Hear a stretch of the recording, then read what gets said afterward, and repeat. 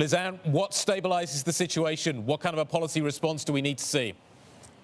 It probably has to be a bit of shock and awe. We already know what the Fed has done, and the market is suggesting the Fed needs to do. They'll probably go to zero. There is some discussion today that maybe they step back in to buy mortgage securities because letting them run off had meant a pretty wide spread between what the 10-year Treasury yield was doing and what mortgage rates were doing.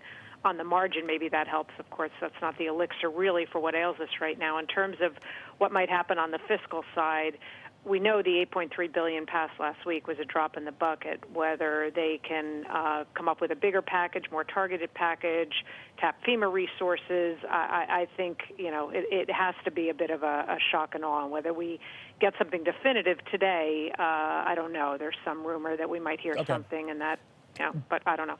But it's got to be both. Do you think that works, though? Do you think that works at a time when we continue to see the number of virus cases expanding rapidly in the United States and rapidly here in Europe? Do we need to see some sort of stabilization? I don't think it does much to actually improve economic prospects looking ahead. Certainly not monetary policy. In general, looser monetary policy doesn't aid a supply shock, not to mention that this is also a demand shock.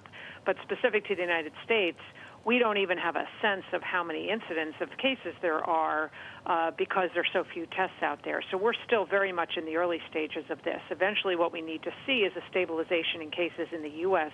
like we eventually saw in China, but we're far from that. Whether or not the narrative is still there, that shock and awe stimulus is sufficient to stabilize risk assets, that I think is the more existential question. Are we exiting this environment where all central banks had to do was kind of step in with easy monetary policy, and it gave boost to risk assets? I fear that this may be a shift in that narrative, which is more of a longer-term concern.